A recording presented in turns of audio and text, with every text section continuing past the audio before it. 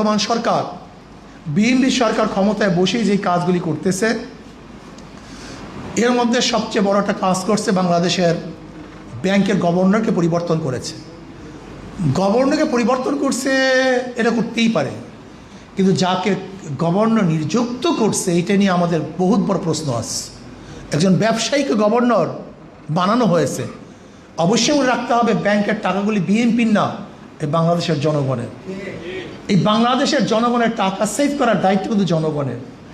যদি কোনো অবস্থাতেই ব্যাংকিং খাত সুস্থ সুন্দর না হয়, ডিফল্টার হয়, তো বাংলাদেশ সমস্ত ব্যবসায়ী কিন্তু ধ্বংস হয়ে যাবে, দেউলিয়া হয়ে যাবে।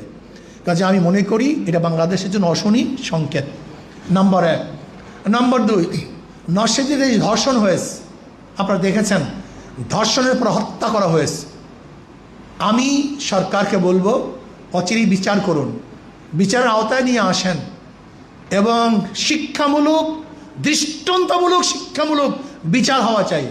একটা শিক্ষামূলক, দৃষ্টান্তমূলক যে এমন শিক্ষা দেওয়া উচিত যেন দ্বিতীয়বার কেউ ধর্ষণের সাহস করতে না পারে, এবং বিচারের আওতায় আনা উচিত। যদি না নেন তাহলে বাংলাদেশের জনগণ তারা কিন্তু আপনার বিরুদ্ধে রাস্তায় নামতে বাধ্য হবে।